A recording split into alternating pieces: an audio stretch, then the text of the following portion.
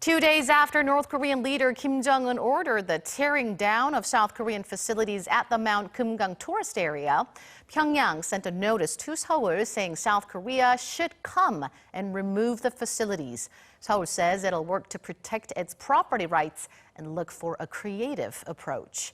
We begin with Arirang's Unification Ministry correspondent Oh Jung-hee. Through the Inter-Korean Liaison Office Friday morning, North Korea sent a notice to South Korea. The North said it will establish a new international tourist district in the Mount Geumgang area and demanded the South Korean authorities and firms come and tear down the facilities they built at an agreed date. It said the details of that can be decided through written exchanges. The notice comes after North Korean leader Kim Jong-un ordered earlier this week that all South Korean facilities at the North's Mount Geumgang resort be torn down.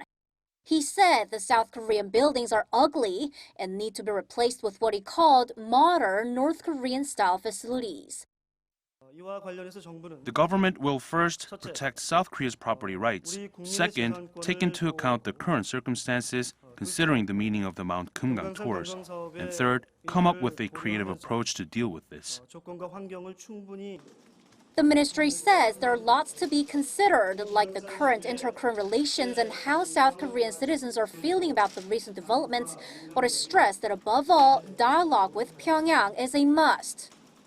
Seoul's Unification Ministry says the most important thing now is for the two Koreas to meet and talk face-to-face. After all, the Mount Geumgang tour program was a symbol of inter-Korean cooperation.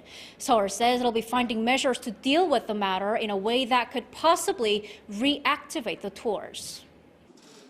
The general idea is that the North cannot unilaterally put an end to the tours, inasmuch as the tours began as a, quote, joint project by the two sides and is historically significant.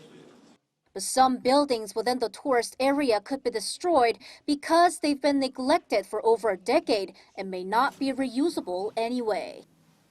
South Korean tours to the North's Mount Geumgang, which started in 1998, have been halted since 2008 after a South Korean tourist was shot dead by a North Korean soldier. There are 28 facilities at the resort built by the South Korean government or private firms, like hotels, convenience stores, banks, and entertainment facilities, and most importantly, a meeting center for South and North Korean families separated by the Korean War. Oh Jung-hee, Arirang News.